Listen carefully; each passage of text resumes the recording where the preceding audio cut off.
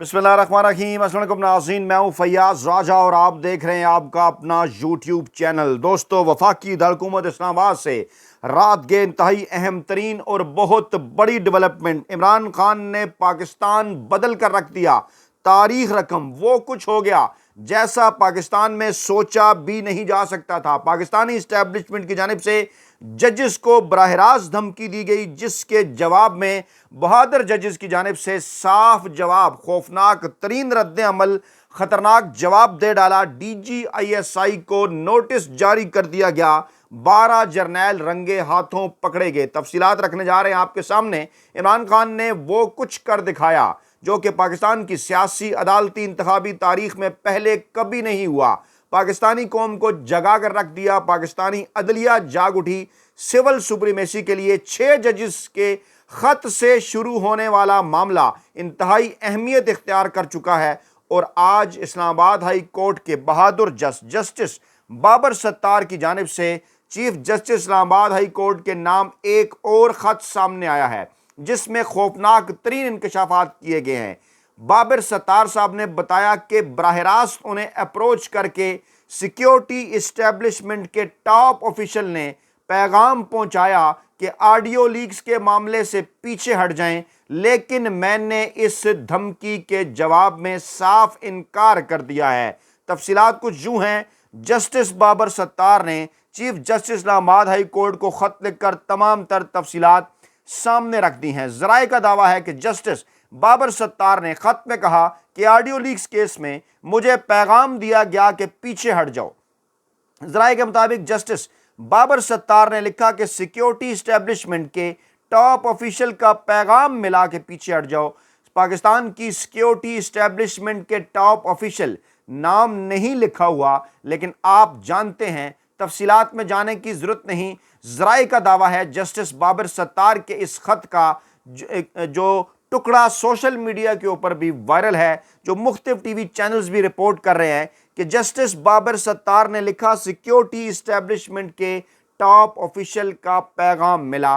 अब यहाँ से पीछे क्या बाकी रह जाता है? तमाम तर सूरत हाल खुलकर पाकिस्तानी अवाम के सामने वाज़ेह हो चुकी। कोई जुर्रत भी नहीं कर सकता था पाकिस्तान की 75 साला सियासी तारीख में इस तरह से सिक्योरिटी इस्टेब्लिशमेंट के टॉप ऑफिशियल का जिक्र करना कोई सोच भी नहीं सकता था। लेकिन ये जुर्रत रंदाना कहाँ से मिली? जी हाँ, इमरान खान, पाकिस्तान के कप्तान, जो कि बाकायदा तौर पर आज उन्होंने नाम लेकर कहा, उन्होंने कहा कि 9 मई 2023 को इस्लामाबाद हाई कोर्ट से मुझे गैर आइनी गैर कानूनी तौर पर रेंजर्स ने अगवा कर लिया। इस मामले के ऊपर पाकिस्तान के army chief general Asim Munir को मुझसे माफ़ी मांगनी चाहिए। ये रिपोर्ट हुआ है, मैं अपनी तरफ से ये बात नहीं कर रहा। पाकिस्तान तहरीक इंसाफ के ऑफिशियल ट्विटर अकाउंट से बाकायदा तौर पर यह ट्वीट भी किया गया कि जिसके अंदर इमरान खान की जानिब से ये बड़ा मुतालबा, जो कि सोचा भी नहीं जा सकता था, पाकिस्तान की तारीख में ऐसा कभी नहीं हुआ, किसी सियासतदान को कभी इस किस्म की जुर्रत नहीं हुई। PTI के ऑफिशियल ट्विटर अकाउंट से 9 मई को हाई कोर्ट से इमरान खान का अगवा लंदन प्लान का हिस्सा था। 9 मई को जो कुछ हुआ उसके जिम्मेदारान लंदन प्लान के तमाम किरदार हैं, जिस पर इन्हें कौम और इमरान खान से माफ़ी मांगनी चाहिए। इमरान खान, बानी चेयरमैन पाकिस्तान तहरीक इंसाफ, उन्होंने कहा कि 9 मई की सुबह मेरा हाई कोर्ट से गैर कानूनी अगवा लंदन प्लान का हिस्सा था, जिस पर जनरल आसिम मुनीर मुझसे माफ़ी मांगें।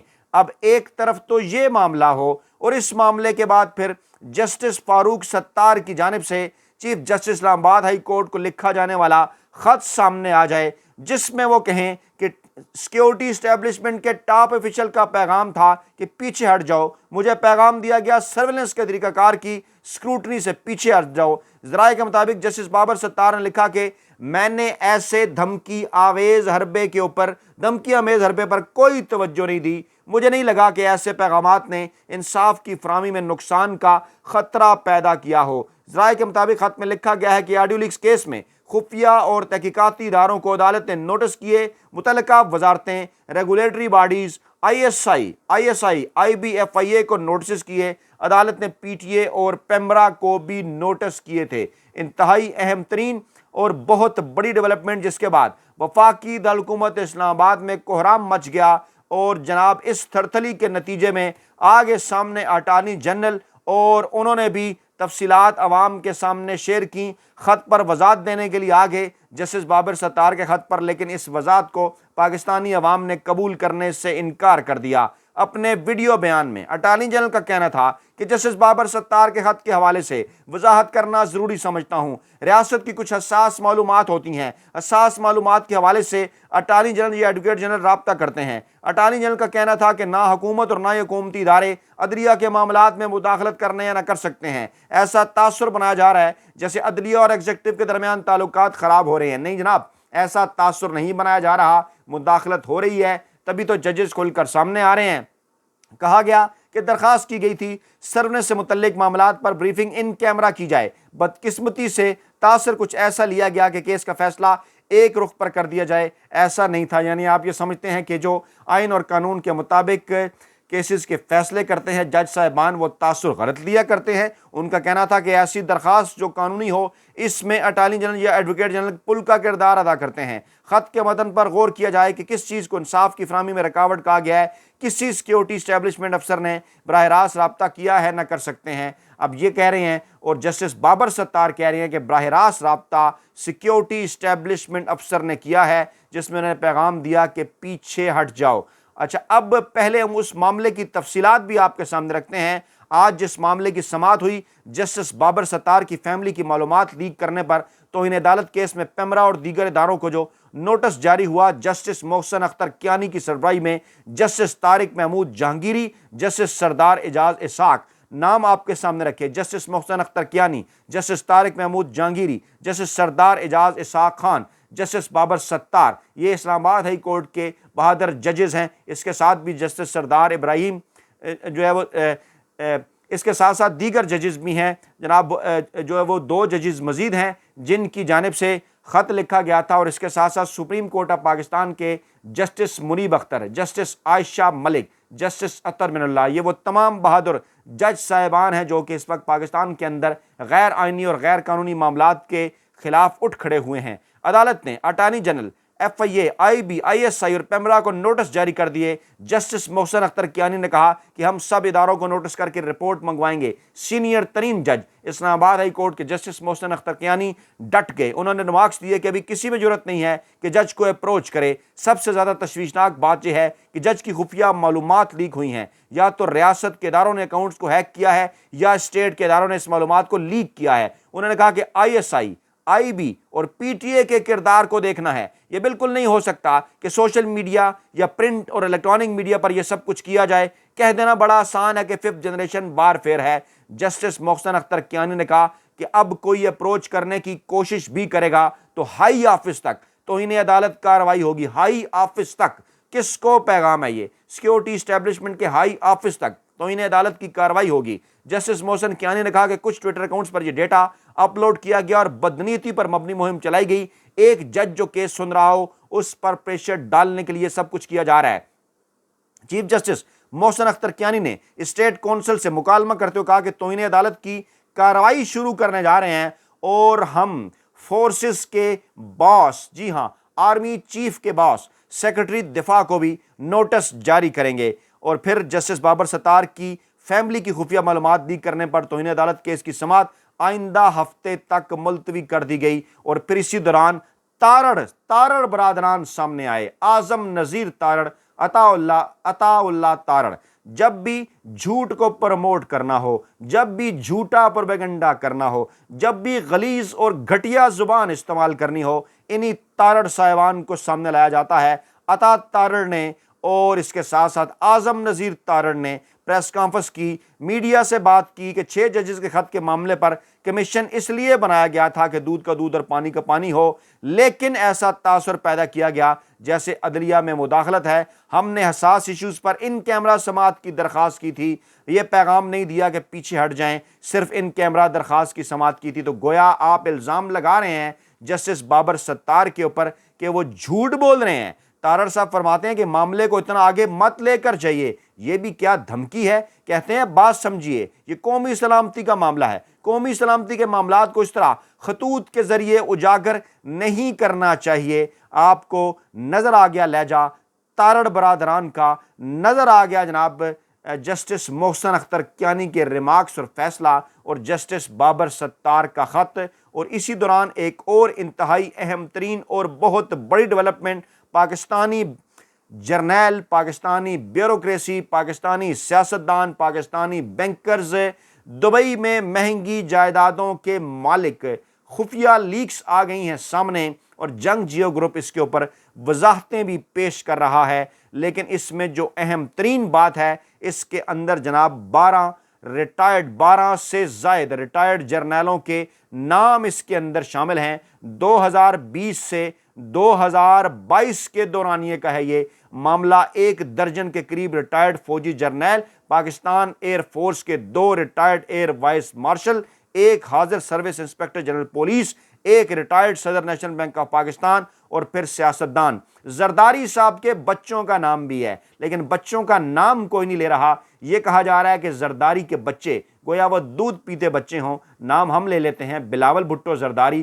بختاور زرداری، آصفہ زرداری، ان تمام کے نام ہیں ان لیکس کے اندر۔ حسین نواز کا نام ہے، نواز شریف کے بیٹے کا، جی ہاں بالکل، اس کو میڈیا رپورٹ نہیں کر رہا۔ نام اگر کسی کا نہیں ہے تو مرد کلندر عمران خان کا، کیونکہ اس کا اثاثہ اس کی پاکستان سے محبت اور پاکستانیوں کی اس سے محبت ہے۔ تمام تر سیاسی جماعتیں، تمام تر مافیا، فیصل واوڈا سمیت جو عمران خان کے خلاف اکٹھے ہو گئے تھے، ان تمام کا نام اس کے اندر آیا ہے۔ ریٹائرڈ فوجی جرنیل سب سے زیادہ نمایاں ہیں۔ صدر جنرل پرویز مشرف کا نام ہے، ان کی اہلیہ کا نام ہے۔ اس کے ساتھ ساتھ سابق صدر کے ملٹری سیکرٹری لیفٹیننٹ جنرل شفاعت اللہ شاہ کا نام ہے، ان کا نام پہلے بھی پنڈورا پیپرز میں آیا تھا۔ اور اس کے ساتھ ساتھ جنرل مشرف کے عہد کے سابق ڈی جی سی، سابق میجر جنرل احتشام ضمیر، جی ہاں بالکل، خفیہ ایجنسی سے ان کا تعلق، این ایل سی اسکینڈل کے افضال مظفر، لیفٹیننٹ جنرل افضال مصور، ان کا بھی نام ہے۔ ایک اور لیفٹیننٹ جنرل محمد اکرم، 4 جائیدادوں کے مالک، لیفٹیننٹ جنرل عالم خان مسعود اور ان کی اہلیہ جناب اپارٹمنٹ کے مالک، میجر جنرل غضنفر علی خان وہ بھی مالک، میجر جنرل راجہ محمد عارف ان کا بھی نام، ایئر وائس مارشل سلیم طارق، ایئر وائس مارشل خالد مسعود، میجر جنرل محمد فاروق، میجر جنرل انیس باجوہ کی اہلیہ، میجر جنرل نجم الحسن کا نام بھی شامل۔ یہ تمام کے تمام نام سینئر ترین جرنیل پاکستان آرمی کے سابق جرنیل۔ اب سوال کیا جا رہا ہے کہ نوکری پیشہ لوگ آخرکار دبئی میں کس طرح سے جائیدادیں بنا لیا کرتے ہیں۔ ہم کسی کے اوپر الزام نہیں لگا رہے، لیکن پوچھنا یہ ریاست پاکستان کا، پاکستانی عوام کا حق ہے۔ شہباز گل صاحب نے بھی ٹویٹ کیا کہ سپریم کمانڈر کے شانہ بشانہ مجاہدین غزوہ دبئی، جی ہاں سپریم کمانڈر آصف زرداری صاحب کا نام بھی آیا ہے، اور اس کے بعد پھر ان سینئر جرنیلوں کے نام بھی آئے ہیں، ریٹائر جرنیلوں کے۔ اور خواجہ آصف صاحب جو شرم اور حیا کی تمام حدیں پار کر چکے ہیں، موصوف فرماتے ہیں کہ پہلے پاناما لیکس کا کیا ہوا تھا جو اب پراپرٹی لیکس کا رولا پڑ گیا ہے، نواز شریف کا تعلق نہیں تھا، ٹارگٹ کیا گیا، اب پراپرٹی لیکس میں کون سا نیا انکشاف ہوا ہے؟ پہلے بھی انکاری تھے، اب بھی انکاری ہیں۔ ہمارے دوست ریاض الحق صاحب نے ان سے سوال کیا، خواجہ صاحب آپ وزیر دفاع ہیں، اپنی وزارت کی حد تک تو پتہ کریں، مسلح افواج کے درجنوں اصحاب نے جائیدادیں کیسے بنائیں؟ ابھی وقت ہے آپ اس راز سے پردہ اٹھائیں، کیونکہ کل اپوزیشن میں ان جائیدادوں پر تنقید کا اتنا اثر نہیں ہوگا، لیکن یہ تو بک چکے ہیں۔ خواجہ آصف صاحب یہ سوال کیسے اٹھائیں گے؟ اور دبئی لیکس میں میجر جنرل احتشام ضمیر کا نام بھی شامل ہے، وہ پرویز مشرف کے دور حکومت میں آئی ایس ایس کے پولیٹیکل ونگ، جسے عرف عام میں سی بھی کہا جاتا ہے، کہ سربراہ یعنی ڈی جی سی تعینات تھے آئی ایس آئی کے پولیٹیکل ونگ۔ زبیر علی خان صاحب ہمارے دوست نے ٹویٹ کیا، اور 12 سے زائد ریٹائر جرنیلوں کے نام دبئی پراپرٹی لیکس میں شامل۔ پاکستانی یہ بات کر رہے ہیں سوشل میڈیا کے اوپر کہ رنگے ہاتھوں یہ پکڑے گئے ہیں، اور اس کے ساتھ ساتھ پراپرٹی لیکس کے اندر انکشاف۔ وفاقی وزیر داخلہ محسن نقوی کی اہلیہ دبئی میں جائیداد کی مالک، جس کا محسن نقوی صاحب نے رواں برس مارچ میں سینٹ الیکشن کے لیے جمع کرائے گئے کاغذات نامزدگی میں کسی قسم کا کوئی ذکر نہیں کیا گیا، کسی قسم کا انہوں نے کوئی ذکر نہیں کیا۔ یہ ہیں جناب تفصیلات، اور الزام لگاتے ہیں عمران خان کے اوپر، الزام لگاتے ہیں پاکستان تحریک انصاف کے اوپر۔ 2 انتہائی اہم ترین اور بڑی ڈیولپمنٹس، ایک تو دبئی لیکس، 12 جرنیل جس کے اندر واضح طور پر رنگے ہاتھوں سامنے آئے ان کی جائیدادیں ہیں، تفصیلات سامنے آنی چاہیے کیسے نوکری پیشہ لوگ یہ اتنے بڑی جائیدادیں وہاں پر دبئی میں بنا لیا کرتے ہیں اور پھر 6 جج صاحبان کا ڈٹ جانا، براہ راست جواب دینا، ایسا پاکستان کی تاریخ میں کبھی نہیں ہوا کہ سیکیورٹی اسٹیبلشمنٹ ٹاپ آفیشل کا نام لے کر یہ بات کرنا کہ دھمکی امیز پیغام پہنچایا گیا۔ یقینی طور پر پاکستان بدل چکا ہے۔ عمران خان کا اس حوالے سے کتنا کردار ہے اپنے کمنٹ باکس کے اندر ضرور بتائیے گا۔ اپنا بہت خیال رکھیے گا، دعاؤں میں یاد رکھیے گا۔ نئی ویڈیو کے ساتھ جلد حاضر ہوں گے۔ اللہ نگہبان۔